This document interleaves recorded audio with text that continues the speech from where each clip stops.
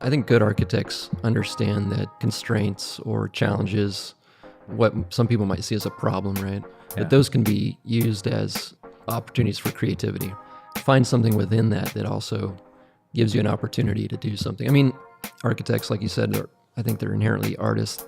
They want to design something that's beautiful, that speaks beyond just brick and mortar.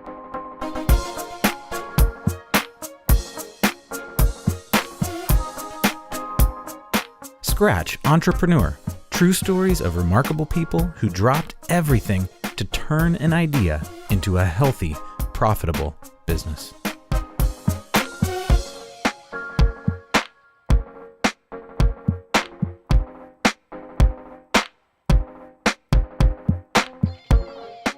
Hey, this is Jeremy Goodrich, owner of Shine Insurance Agency, and your host for the Scratch Entrepreneur podcast. I am here today with architect, designer, and founder of the Matte Black architecture firm, Matt Ellenwood. Matt, thanks so much for joining us. Yeah, thanks for having me, Jeremy. So we always start off with just looking at a podcast that each of us might be listening to right now. Do you listen to podcasts very much? Yeah, Radio Lab's probably, one of my favorites. Yeah. I try to tune in, weekly. Just fascination with science and technology and that show, that show is kind of storytelling style, right? But it's is in science ideas. It is an idea per show.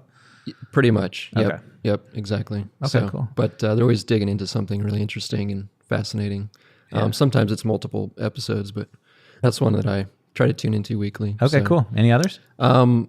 It's 99% Invisible. Yeah. Another science one, right? Well, that's actually an architect that does that really? one. Yeah, he's Okay. actually an architect, New York, I think. Okay. And he started this podcast focused on design and architecture. Okay. Really to kind of address a lot of the things that he thought would connect to a wider audience beyond just, for architects. So, and what's the 99% invisible part? It's like it's something small, right? It's like small elements. You know why they named it that? I feel like there's a story behind that. There is, and I don't know remember it. So, okay. Yeah, but it's Yeah. another great podcast, well produced, like Yep. done on a big level. Yeah. And you listen to that. Okay, cool. Yep. Yeah. Your podcasts were like very well done, nicely put together podcast. Mine for this show is also nicely put together. Also really well done. It's called A Very Fatal Murder. And it is sort of a joke podcast almost. So it is a crime investigation, similar to, there's so many crime investigation podcasts right now. It's like a thing, right? And it's done by Onion Public Radio. So the Onion, who does sort of spoof blog posts and stuff like that. And if you're into good writing, and if you're into a fake crime story, I don't think I'm giving anything away by saying it's pretty obvious right from the beginning, then it's really good.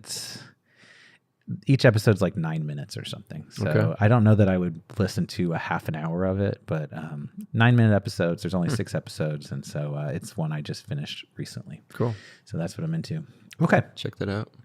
I want to go way back. When you were a kid, did you go to kindergarten saying like, hey, I want to grow up to be an architect? So when I was in 6th grade, we had a career day. Maybe it was a couple days at school where different professionals came in, spoke about what they did. We sat and listened, tried to probably show some attention and concern. Really not. Yeah. In okay, 6th grade, right? The firefighter was like the one that was interesting. Yeah. But the other ones, it was like, okay, Yeah. well, whatever. So, yeah. and All right. I think there was an architect, a female architect actually. Yeah.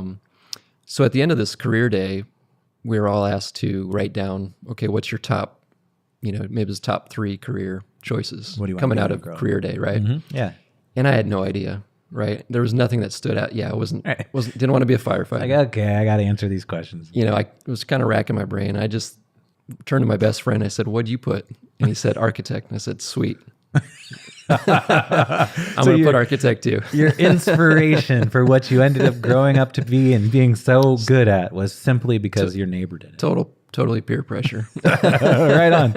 As a kid, were you into, I think about architects being interested in science, design, art, things in that world. Was that who you were as a kid, or was it totally not? Yeah. So, without really knowing, wrote architect on what I wanted to be when I grow up. Yeah. I started to actually look into it and, do a little more like if I'm going to put this down, I better, it's on paper now. So I better, I got to do it, or I got to at least follow look through. into it. Yeah. Right. Okay. So you looked into it. So then I found out, you've got to be creative, like to draw, which I did. My mom would always joke about, my drawings were very precious to me. And now having kids, like I get that, they're, kids do drawings over and over again, right? And those are sort of what they're creating. That's their sort world. It's sort of what they're making, and I guess I was very protective of my drawings and spent a lot of time and effort on them. And so drawing, and then also math, right? And math, I'd never really necessarily wanted to pursue math, but it came kind of naturally to me, right? I think I won the math award in high school. Yeah, a sixth grader didn't want to pursue math. No, right. It's not something you think, okay, yeah. Right. But you were good at it. It worked. But I was like, I get math. Sense in your mind. Yeah. Right. And math is one of those things, right? For some people, like, makes sense. And for others, it's just a struggle. Again, kids, like you said, kids in math don't, I forget what the age is that, the idea of numbers representing something else, they don't even get that until they reach a certain age. Right, it's like they're just these abstract things. So, but to me, what I liked about math was that there's always one solution, right? It's like whatever the problem, there's a right answer. There's different ways to get to it, but and so I kind of like that. And then you usually had to draw things, right? Problem solving, kind of putting it on paper. So in a graphic way. So I think those two things kind of merged together. And then I said, okay, well, I'll look into being an architect. As an artist, a painter or something like that, there's a certain freedom that comes with that medium. And for some people, that's a good thing. And for some people, it's too much. It's scary. For an architect, it seems like it comes with inherent issues to be solved and inherent things that stop you from going outside of it. Like a wall is going to be a wall, a foundation is going to be a foundation, and these are some constraints. That's the word I'm looking for. Right. Yep. And so the math side of it makes sense. And so you stuck with the idea of architecture through as you I did, and then into high school, I think we had one or two drafting classes available, and so I got into that, and I thought that seemed easy to me. And I think I remember I was most of the people in the class were happy to just do the assignments. And I was the one that was like, no, I want to like take this simple drafting assignment and I want to like design a house. Right. It was like, I want to take this further than what's required. And I think once you look around and see, I'm kind of going above beyond what is expected here. Maybe this is something that, I want to pursue. So, and that feeling of liking something. That feeling of, what, I like this. Sure. Yep. And maybe we're not particularly self-reflective about it, when we're younger or anything like that. But I think that knowing that you were into it could be a setup like, okay, I get this, Sure. I like sports. The thing I loved was hitting a baseball. And that's great if you're going to grow up and be a baseball player. But I think it does create a problem in some ways for other things you're actually going to grow up to be, because most of us aren't going to grow up to be baseball players. Not that there's lots of positives for being an athlete, but I didn't find passion in something that I kind of grew up to do. Seeing that when you're a kid and knowing, okay, I'm into this thing is a really powerful thing. Making that decision in sort of sixth grade and then having the opportunities then into high school and really being able to pursue it and know that it's, you can go somewhere with this and actually make a career out of it. And, my parents were certainly happy to support me. They're like, okay, go that direction. Well, it is a nice thing because it's creative. You have that creative side and there certainly is work. It's not like someone who says, hey, I think I want to go to college and be a ceramic artist, which there's obviously nothing wrong with. But at the same time, as a parent, I can see why that would be a little bit harder. So did you go to college to be an architect? Yeah. So the options at the time, being in Indiana, were a couple schools that were accredited, Ball State and Notre Dame. So, Notre Dame's a private school, relatively expensive, and Ball State seemed like that's what I could pursue and go after. So that's what I went for. So you went to Ball State to do architecture and become an architect and stuff like that. Cool. So were you from Bloomington? No, I'm from northern Indiana. It's a small town up near Warsaw, Rochester area. Okay. Very small town, kind of farm community. Yeah. So kind of a strange place to come from to be an architect, right? When I'm surrounded by cornfields and farmers. Right. Yeah. And so then you grow up, and here we are. You have now an architecture firm, Matt Black Architecture. And did that happen right out of, I mean, did it go direct? Like the line so far has been pretty direct from 6th grade to now. Yeah. Like, did it end directly there? Or how did that piece go? Yeah, no, it's always circuitous, it's not. Yeah, you're right. It was kind of simple process to get to that point. Yeah, getting through school, I knew that I wanted to work. Some people came out of school and wanted to continue in academics, teaching, pursuing graduate degrees. Yeah. I decided I want to go out in the field and work, understand what it really means to be an architect, and then, maybe from there someday teach. So I worked right out of school for one small architect, kind of doing similar things that I do now. And then my wife and I and some other friends decided we want to move outside of Muncie. I was still in Muncie after school. And so we picked, one of the couples picked Seattle, Washington. They had been there. They were excited about it. And we said, okay, well, we're in this together. We want to leave Muncie. Let's do it. So we kind of sight unseen decided to move to Seattle, Washington, and basically give us opportunities for our careers, right, to develop. So, and that opened up a lot of doors for me professionally, gave me more opportunities than I had in Muncie or even Indianapolis. So you and a couple other couples, like 6 people, three couples, about 6 people. We all get together and decide that, hey, we want to move together. We don't want to be in Muncie anymore. We want to move together. Right. Wow. And so then you just start researching towns. Like, who were the final 3 towns? Like Seattle, Washington is who won. Who else was in the running? I think it was Seattle or Cincinnati were the 2 options. And my wife was sort of vying for Cincinnati because it was about an hour from her hometown. Closer from family. And right. Because it's a big, Seattle, Washington is a big move. It's so a big not move. only are you moving with 2 other couples, which is something I'm not sure I've ever heard of. Like everyone decides to move together. You're probably mid-20s, right. late 20s. So that makes sense. That's the time to do it. But still, to make a big move and across country, wow. So you guys committed to doing that and then moved to a completely different town. Were all of you architects? No, I was the only one. In fact, half of us went out there on kind of an exploratory trip, right? Yeah. The goal was to try to get jobs and find housing. Wow. So we, I think 4 of us were out there. I did a bunch of interviews. This was before the recession, so 2004. Okay. I landed a job. One of the other persons got a job, I think just in retail or something. Huh. We signed a lease for a house, big 4-bedroom house. And we all moved in, and this is all before any of us had kids. We're young couples. So it's kind of how it makes. I mean, you could still do it when you have kids, but exactly. It made it much more affordable for us at the time. So then, what was that first year like? I mean, you're in this space. Everyone goes out there, and what was it like? Yeah, it was obviously new city, new town. So kind of navigating that. It was good. It was had its challenges, but we we had 4 shared meals a week. So Monday through Thursday, somebody cooked and cleaned. 6 o'clock, it was dinner time, and we'd sit down and eat dinner together. So it was a way for us to still stay all connected and share what we were going through and learning. Some people were going back to school in Seattle. So, it was an interesting time. And we did that for about 2 years.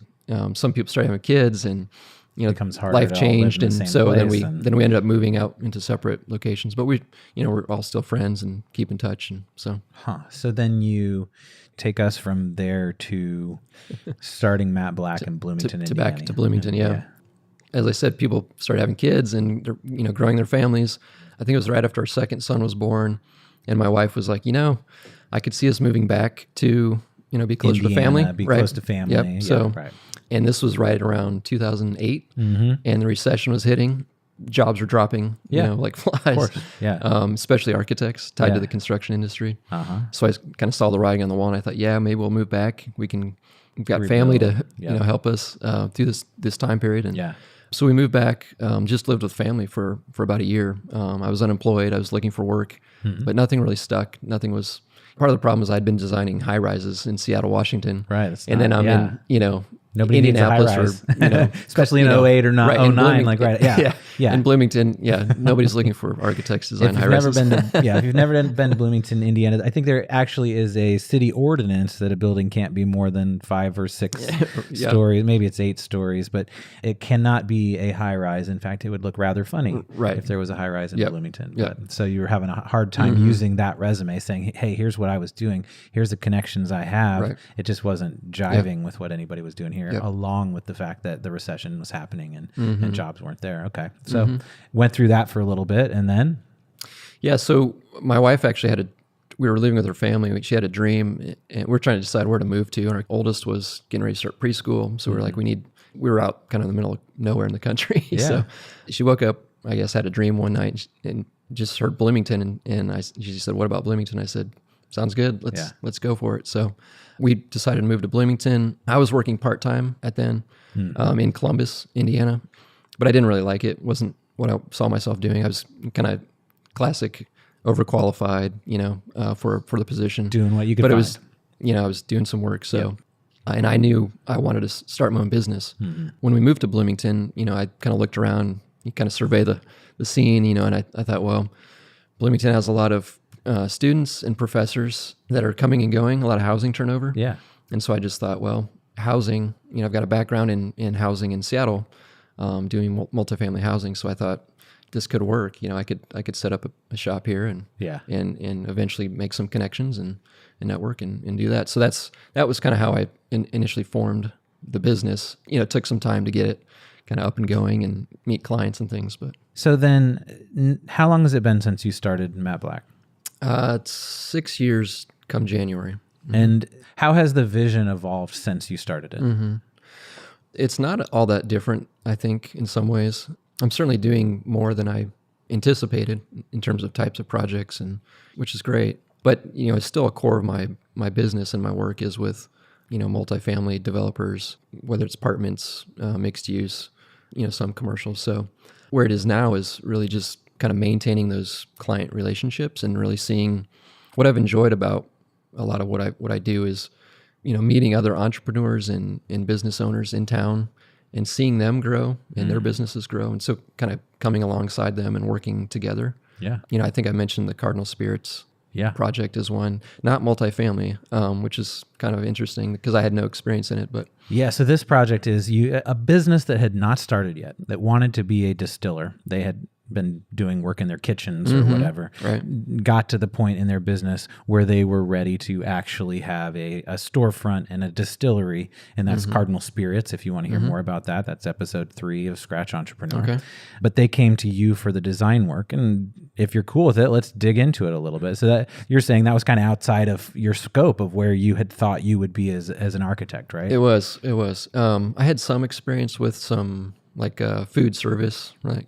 Did a little bit of food service work when I was out in Seattle, and I was a home brewer. So I was just interested in the process of making a beverage, So is that how the conversation starts? Like you just start with someone and they tell you their idea, and then at some point it comes up that you're an architect and maybe the connection could happen? I was actually at an event that was, I'm trying to remember the name of it now. It was basically a group of guys, a little bit older, not really feeling the college bar scene in Bloomington. Sure, yeah, absolutely. Looking for kind of a way to get together, somewhat regularly, hang out.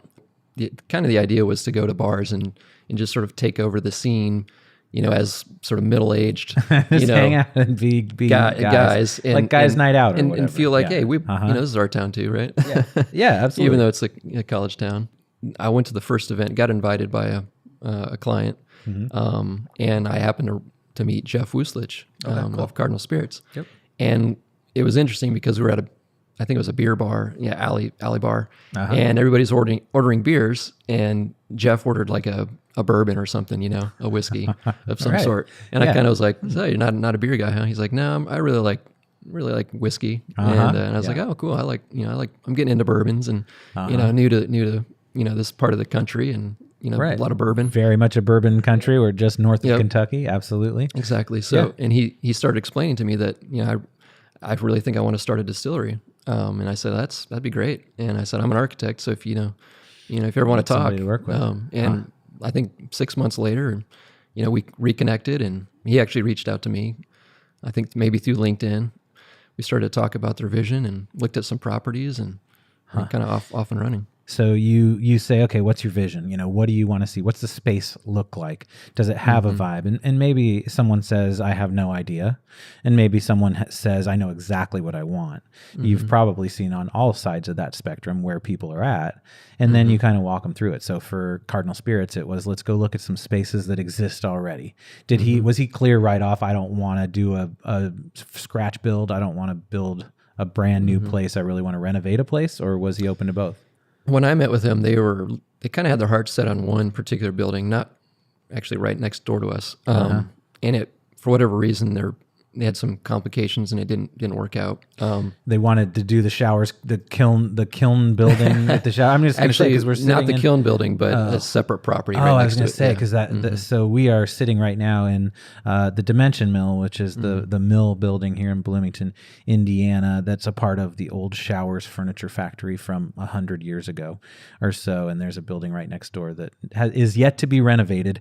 But I heard the renovation cost is like insane because it was a kiln space. They were actually kiln drying wood, and for some reason the chemicals of anyway, off topic completely. But so you were looking at buildings. They had their heart set on one particular building that didn't turn out to be the final one. So how'd that go? Right. So their alternative, sort of their plan B, option B building was an old sheet metal company right on the Beeline Trail, but further south of town. Yeah. Of downtown, I should say.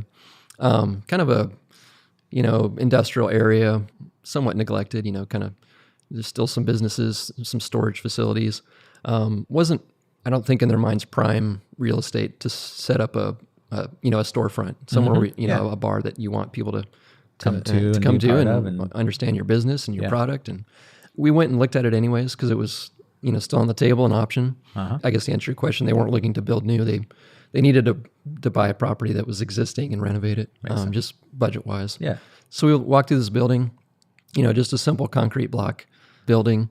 But, we walked through it and said, this could work. And I said, the Beeline it's been developing. It's, I think people can recognize it. There were some new houses and retail being built across the street. Where Hopscotch Coffee is, right? Right. It was very much an industrial space that was kind of nowhere. I mean, it was on a dead railroad track, essentially. Yep. But the city had revitalized that space by building a walking trail over where the railroad track was. And now, then some buildings were being built. A neighborhood was sort of being built around that. And now a huge park is being built right there as well. So at the time, it was an old industrial building in a kind of rundown space, industrial space. But you guys had some vision there to have a sense of that being a part that would change. I guess. Exactly. Yeah. So after we walked through it, and I think their other option kind of fell through. They saw that and they really wanted to move on this. So they put in an offer and bought the building, and then we started the process of designing the space. And they needed most of the building, 2/3 of it to be for production, right? To make their product. Yeah. And then the rest of it was to be a tasting room where they could sell their goods and have the bar. Yeah, absolutely. And great company, as you know, and great vision for what they wanted to build. Good with their branding and marketing, and they gave me a lot to work with.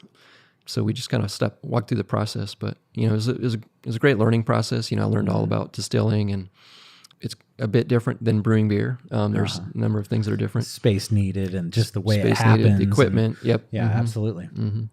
So you ended up designing a space that had that big open space in the back, had a beautiful bar and seating area, but and also had really almost as much square footage in outdoor space as it does in indoor space, with a beautiful outdoor seating area as well. And so just kind of completing that story. I mean, when you walk through that process, like from beginning to end on that project and maybe on others, does it evolve a lot from like once you've drawn it, once you've put that idea together, how much does it change when you take the picture after it's done? I think when we started, they wanted to add a second story to the building.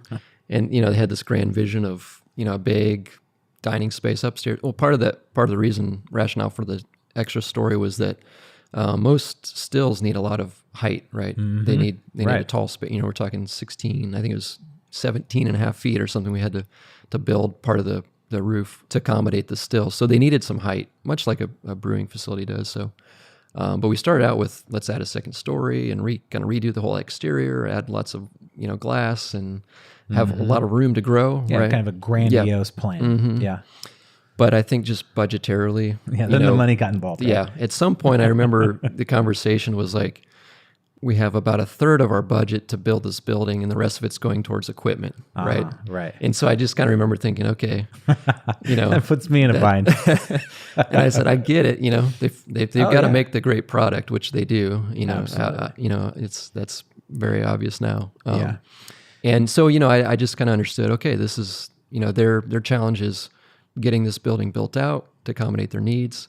That still is their main baby that they're building, and that drives everything else. So yeah, well, and that's another constraint. One of the interesting things that have already come up over the course of this conversation is, while being an architect is very much being an artist, and at least in my opinion, it is also heavily constrained by outside pieces. And we talked about the constraints of walls having to be walls and foundation having to be foundations, but your clients also have the restraints of the cost associated with it, where if someone hires you to paint a painting, the money's going to be figured out or whatever it is, and then you can do whatever you want to paint that painting. You can take as much time as you want, or all those kinds of things. The constraints aren't exactly the same. So it's kind of another constraint around being an architect that I imagine you deal with every single project you work with, because of course the money is a constraint, right? Yep. Oh yeah.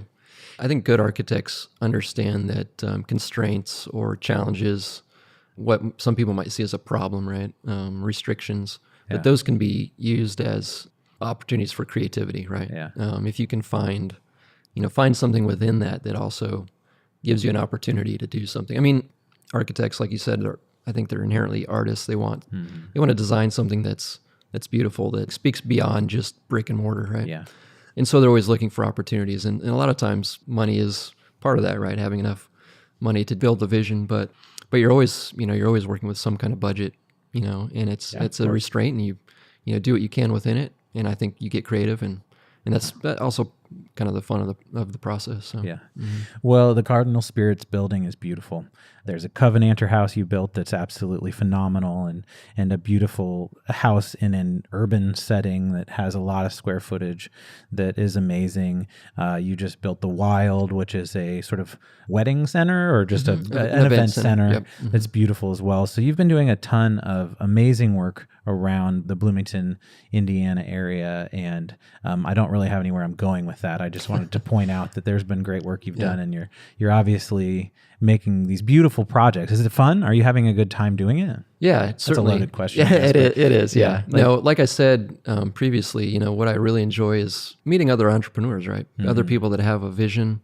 The funnest projects for me are the ones where somebody is in a similar maybe infancy of what they're trying to do, and they trying to navigate a whole new process to them to build something that will last, that also give pleasure to other people and bring a community together, right? And I think reason Bloomington has kind of done me well, so to speak, is there is an opportunity here to set up shop, to make something almost out of nothing. Obviously there's a lot already been built here. We talked earlier about this historic building that back in the day it was just people starting the process of building furniture, from the raw product. So I think there's that mentality here in Bloomington, and I really enjoy coming alongside other people that have that same really vision. Cool. So, okay, we're going to take a quick break, and when we come back, we're going to talk a little bit more generally about the world of being an architect, of architecture in the modern era, of those kinds of things. So we'll be back in just a second. Sounds good. Thanks.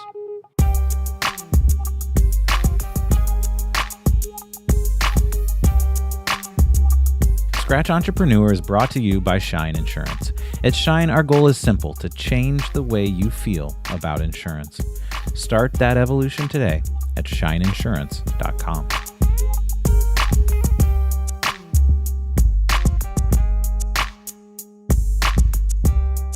All right, we're back with Matt Ellenwood, architect, designer, and founder of Matt Black Architecture. Matt, thanks so much for being with us today. Yeah, thank you. During the break, you brought up the fact that you went and talked with your kid's fourth grade class about being an entrepreneur. And I stopped you right there because I'm just a little bit curious. Like, what did you say to fourth graders about being an entrepreneur?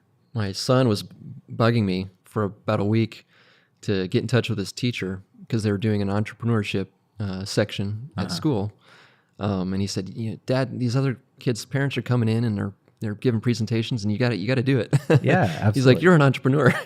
Yep. And I said, yeah, okay. Well, I'll get in touch with your teacher. And so we finally scheduled a time to come in, and they were looking at things a little more big picture, obviously, right? Like the idea was to sort of study, shared resources and responsibilities as a community and a civilization, and how we, kind of navigate through that, right? How we navigate, yeah, right, okay, yeah, and then how we navigate through that, and then addressing those and getting to being an entrepreneur to start a business or build a product or something within a larger context, somehow contributing to the larger economy or life of your town, your state, your country, whatever. Yeah. Oh, that's interesting. Yeah. So, I kind of took that as, being an architect and always trying to break down what's the problem or the challenge.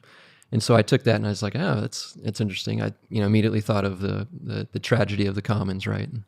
We can't just be left alone to sort of share resources, and sort of the economics of it is, we'll always overuse and abuse right whatever is common or seen as not seen as open to the public. Misconstrued idea that people will overuse and not, if there isn't somebody controlling the process, or if there isn't someone dominating is the wrong word, but just overseeing it, giving guidance to it. So I kind of started with that, and I said, well, as an entrepreneur, you're trying to figure out how can I create something that's not just for me or to kind of build something that I want, but building something that other people can also use and sort of share, a shared resource in your community. So, I kind of walked through just, what you go through as an entrepreneur and the challenges, and you kind of reach a point where I'm not sure if I can do this, if I'm going to try this thing, but so you kind of build confidence and you start to build something and you're not sure if, I think I put up a picture of the Field of Dreams, when the baseball players are walking out of the cornfield, it's like if you build it, they'll come kind of mentality. So, you kind of walk through those parts of the process. And I think the goal is to build something that, will last, and will build something that you can be proud of, but also will give back to your community. So as an entrepreneur, you're thinking about not only making money, but also how you can help. Yeah. How you can help your community. And it's funny, I'm giving a presentation on Tuesday to a group of property owners, and my basic premise, I don't know how well it's going to go over, but it is that every healthy, profitable business has a balance between making money and helping people. And anybody who's too far on the making money side, there's problems that come with that perspective, because you forgot to help people. Yeah. And if you're not helping people, then you're not going to win. And at the same time, if you're too far on the helping people side, unless you have financial support outside, which non-profits, there is a place for that. But as an entrepreneur, a lot of times if you're too far on the helping people side, which is where I kind of want to go sometimes, like I just want to help people, and I hope it'll all work out, you could also find failure there. But if you're looking at where is that balance of helping people with whatever it is you create and making money, being profitable, then if you get somewhere in the middle, then you're going to have, I guess my premise there is that you're going to find success, and so what are the micro decisions we're going to make in our business, and asking ourselves that question every time. How are we helping people? Okay, good answer. I like it. Okay, how's it going to make money? Bad answer. Okay, how can I shift the answer to that question? Whatever question I'm trying to answer as a business owner, how can I shift it so that I can at least look at both sides and say, yeah, I can get how both things are happening. Maybe I just took that to some whole other place. No, that's important. I mean, obviously fourth graders weren't too concerned about how am I going to make money out of, being an entrepreneur. Well, some of them actually. Yeah. That's I think an interesting point. And I think it goes back to the idea of shared resources and responsibilities that they were focused on. Kind of where I went with the presentation. I mean, I did show some of my work, but we talked about how you make a building and things like that. But I tried to leave it at this idea that the globe is growing, in population and use. Yeah. People are coming out of poverty into, into technologies and driving more cars. And, so we have this responsibility to think about what we do, daily and how we use resources around us. They all get that. I think these kids today are growing up with a better sense of, what we do and its impact to the environment, to community at large. And so just the concept of limited resources almost. Limited resource, right. Yeah. So not something brought up to me when I was in 4th grade. No, right. Yeah. Part of their project, this is a little bit of a tangent, but I thought it was kind of fascinating. Their project is to develop an activity or some type of product, I guess, in a way that would help with kids that are also their similar age that are in a hospital. They're actually partnered with IU Health, and they're trying to develop some ideas for things to introduce at the new hospital. Okay. They thought, well, we'll have kids because they're the with client, ideas, right? Yeah. And see what they can come up with. They have to do it out of limited resources, using like just found objects, cardboard, paper, around them. So they're all starting to, through these interviews. Let me see if I get this sense. So there's a new hospital being built in Bloomington, Indiana, right now. Yep. And so the kids are being asked, what can we build that would make the experience of a kid in the hospital better? Sort of deal with it better. Yeah, a lot of time indoors, confined to a bed. Okay. That was kind of the challenge that they've been given. Okay. And it's actually a competition they're broken into groups, and then they'll compete district-wide. Huh. And then whoever wins out of the district will go, I guess they get to go to Indianapolis and present and compete against other districts. So it's even bigger than Bloomington. One specific idea to make a kid's life better in a hospital. Okay. Yeah. So at the end of the presentation I gave, they kind of asked me, what would you do, and what, how would you sort of solve that puzzle or challenge? I'm too old to answer. I've been told I'm not allowed to answer. Well, right. No, that's right. And I said, well, as an architect, I always, when I was a kid, I liked being out in the backyard, in the woods, just building things. And, when you're a kid, you naturally love being outside in nature. And so I said, well, when you're in a hospital, you're confined, you're indoors. So I said, maybe there's something you could do that would involve, nature. Maybe it's building miniature trees, or I don't, something to manipulate. Yeah, it's false, but a feeling of being in nature, somehow being connected. Right. Exactly. Interesting. So, I wonder if there was an audio way to do that. I mean, just kind of, I don't know, but cool. And so they were asking you that question and connecting with it. Well, that was a tangent, but I really liked that tangent. I think that's cool. But it is the idea of problem solving in general, right? Like that is what we do as entrepreneurs. Most certainly. Yeah. Most certainly. And using limited resources to try to, solve some kind of problem, right? And solve a problem that helps other people. Right. That's cool. So did you see any of the outcomes? Or they're still in process. Yeah. So they're kind of in the research and development kind of stage. But I'll be excited to see what they come up with. Slightly off topic, but you decided to live with 2 other couples. We talked about that earlier in the conversation. And you've brought up the idea of community a lot. Do you see that coming up in your design work, and how so? I do a lot of what I call multifamily housing. So apartments, shared housing, I guess, in a way. I'm just designing individual apartments for people to use. It's whether it's a small one or a larger one. Where is it? Is on the ground floor and up, floors up above. Does it have natural light? Hopefully, yes.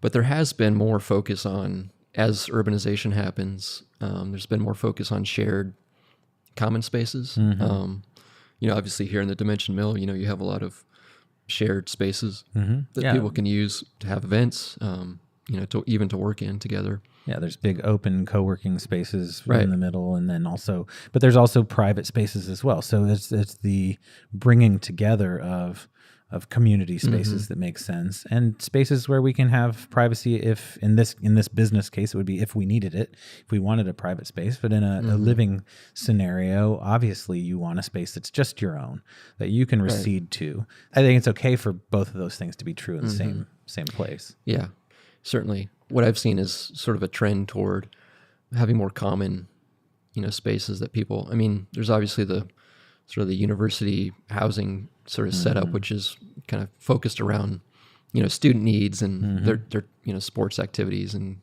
viewings. pool tables or whatever. Well, yeah, common spaces, and private spaces.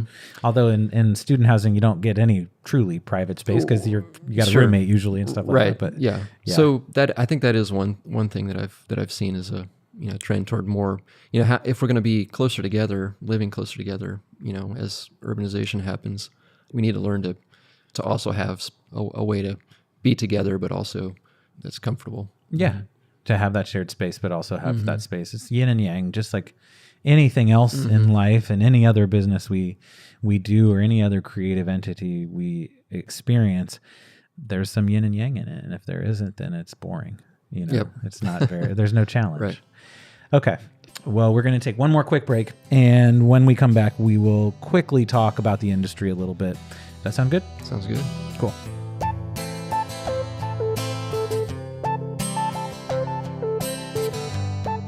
Hey, Jeremy here. Just a quick ad for Shine Insurance. Wanted to talk this time about the 3 ways you can get insurance. Home and auto insurance, really.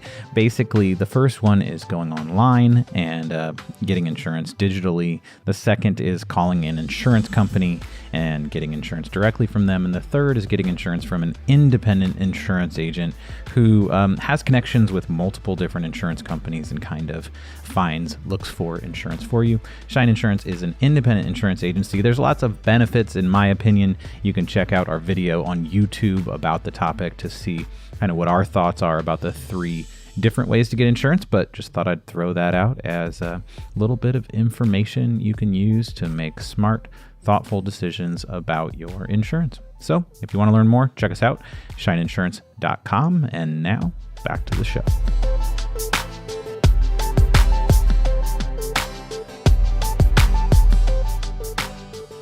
We are back with Matt Ellenwood of Matt Black Architecture.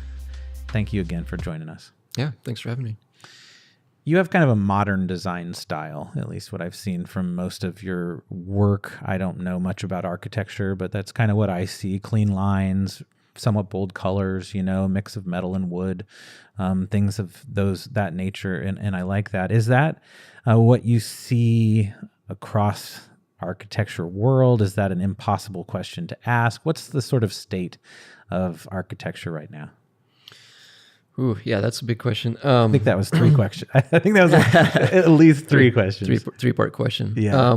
I guess to answer the first part, which is, what you see of some of my work, I do like modern architecture. I think to a point, that's part of just the training, that I had was when you go to architecture school, it's, you're always kind of looking at what's the next thing and studying that, and being out in Seattle, Washington, seeing a lot of modern architecture and definitely a push there. And urbanization, just as that happens. That was definitely formative, the kind of those things together. It's been interesting, though, moving back to Bloomington, Indiana, which has, I'd say, a more traditional kind of historic, basis to its, if you look around Bloomington at a lot of the buildings, a lot of the ones that have stood the test of time, limestone, brick, certainly have a more traditional look to them. Traditional North American, probably like northern North American. Yes, yeah, kind of typical Midwestern. Built. The story of Bloomington. Not to get off tangent, but is the downtown was struggling. In 70s, 80s. Yeah, absolutely. The mall was developed out on the east side of town. People were afraid what would happen to downtown, and so the preservationists and other government entities were concerned, and they wanted to make sure that Bloomington, the downtown of Bloomington wouldn't be lost. So, and I think coming out of that is naturally, we must save and preserve and keep things, of this sort of ilk, right? Right. And so that I think existed for some time. And inherently, I think that's not bad. And I there's a lot of value to that, maintaining these older buildings. There's sort of an era like the 1930s and 1960s that a lot of the preserved buildings around town were probably built. Maybe, some of them were like 1900s, but sure. Yeah. So, yeah, for sure. Yeah. Okay.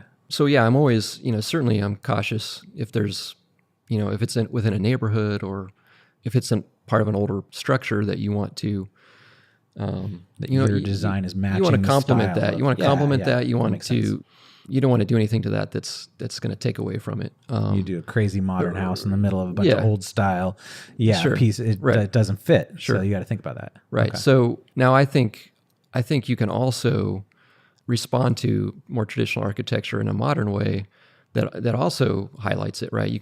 Sometimes you can contrast it or do things that complement it.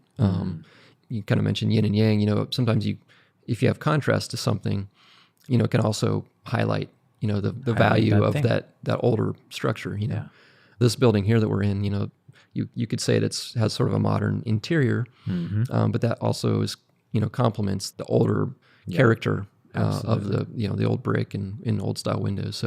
So you could do that even in a neighborhood using your modern approach to architecture, but still understanding the neighborhood, the space it's in, the contrasts that will be created between your structure and a structure around it, and doing that in a thoughtful way that is the yang to the yin a little bit. Right. Yeah. So when I started my business, I don't know how I came up with it, but I was, you know, you're sitting there kind of formulating ideas and how you're going to, you know, remind yourself what you do and how you do it. I had this idea of call it the 3 C's, right? It was, and these are the things to kind of break down what I do. Is the first C is the client, and understanding the client. You know, we talked about cardinal spirits and understanding who they were, what they were building, what they're making, and I really, you know, enjoyed that. The next one was context, and the idea was wherever you're building something, you've got to understand the context, what's around that place. If it's going to be successful, you can't just build something and totally, you know, and just say this is what I want to build here, and I don't care about what's around it. Yeah. And in fact, we notice things that stick out in a not so pleasant way. Right. When that, especially when it comes to architecture, a big, you know, it's a 15,000 square foot house in a neighborhood of 1,500 square foot houses is just not going to work. Completely. Yeah. And context, some people think of context just as style of building, but I always say it's more than just the style. It's, you know, the size and scale of a building next to other ones, you know, how it fits up against a street, streetscape, you know, where, you know, kind of where people enter and exit. You know, I always tell people context isn't just matching the style with what's around it. It's sort of looking at the overall form and function of the context around it, and doing something that responds to that and aligns with that in a positive way. So cool. And what's the third C?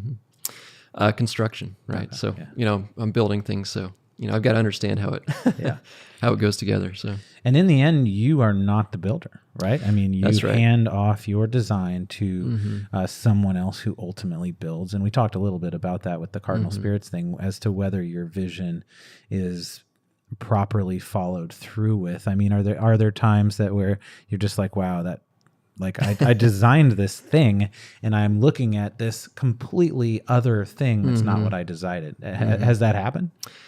Yes, it has happened, and not always for the worse. You know, sometimes it's a happy, you know, not accident, but sometimes things move in a different direction, and that's okay, and it works out. I think the thing I've learned is, since the first C in my C's is client, it's not construction, right? You know, the idea is, well, the client is really the one that I'm, you know, serving. That's the whole point, right? You know, they're the ones that pay me, right? They're the ones that are trying to build something. Yeah. So if things are too far off from what we started to what ended, if it's just a matter of working through the process with the client and that's what happens, that's fine. But if it's, you know, I'm starting with something that's vastly different than what the client had in mind and really ultimately wants to build, then that's kind of a problem on my end, or the communication side. Yeah, I've kind of got a list of questions, a questionnaire that I've built, that I start with, especially new clients. So I start there and try to understand, you know, who they are and what they want to build. So that makes total sense. Okay, one more question: Where is Matt Black in 5 years? That's a good question. I guess I can look back almost 6 years now from where I started. So it's kind of hard to imagine that, you know, that I went kind of as far as I did in 5 years. You know, I'm pretty happy with what I've been able to build, you know, kind of from scratch, and really enjoy the clients that I've been able to work with, and the network, I guess, in Bloomington. As I mentioned, it's, you know, a lot of people that are really wanting to build great things here. I would envision maybe being more involved in giving back a little more. You know, you mentioned that whole balance of giving to the community around you and then making money. Yeah. You know, obviously starting a business and growing it, that you're just trying to get it going. Yeah. You know, I think the first 3 years were just absolutely. how am I going to, you know, break even this year? Yeah, for us too. You know, and then finding, you know, I found a couple people to help work with me, and they've been great. You know, I've gotten to a point where I can feel confident that I can pay them, you know, monthly. So that's important. But yeah, that feeling, the feeling of maybe, I don't know that it ever totally goes away, but you start to get to a point where you're like, yeah, okay, we're good. Sure. Yeah. So I think the thing is to look and see, you know, in the community, you know, where's Bloomington now? Where's Bloomington going in 5 years? There are a lot of great opportunities right now with the trades district where we're sitting. Yeah. There's the old hospital site. There's a lot of buzz around what's happening downtown and what's being built, and with the new change in ordinances that the city is going to adopt in the next year, probably. You know, so I would like to be a part of it in a positive way. There are times where it feels like it's, you know, it's a little bit of us versus them. You know, the term pay to play has been used in Bloomington. But I think partnerships that can be built that can last and navigate through that, you know, will happen. I think that makes sense. And I think at some point a town like ours that to this point has not gone up, has just gone out. You know, I know there's only one of the issues that come up, but you know, it's at some point you do have to go up a little bit. And so I think there's going to have to be a point in Bloomington where, among all the many other things that are talked about, some height ordinances probably are going to have to change. We don't need to dig into that conversation, but I've just thought, you know, you're a town, like you start going out, and then at some point, like what else are you supposed to do? The air above us is the obvious place. Certainly. But anyway, so really connecting with the community, being a part of Bloomington's evolution over the course of the next 5 years, and doing creative, interesting work like you've been doing for the last 5 years, but continuing to do that with great builders and great people who are following through with your ideas, your clients' input, and then building beautiful stuff is where you'd like to be 5 years from now. Yeah, most definitely. I think that's a pretty cool place to be.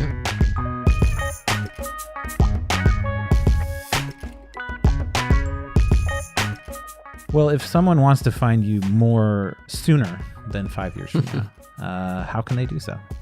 I've got a website that's poorly unupdated. It's going to happen soon. That's cool. Where can people find that website? That's just Matt, Matte, Black, Black, Arch for Architecture, ARCH. So mattblackarch.com. Okay. You can contact me through that. I think there's a phone number. Yeah. Cool. Well, if you need to find that or other contact information for Matt Ellenwood and Matt Black Architecture, you can find that in the show notes of this show. Or, of course, you can go to Matt Black Arch, MatteBlack Arch, ARCH. I can spell, obviously, .com. Matt, it's been a pleasure to hear a little bit about the work you're doing, dig into the world of architecture a little bit, and just kind of see what you're up to. Thank you so much for joining us on Scratch Entrepreneur. Thanks, Jeremy. Appreciate it. Yeah.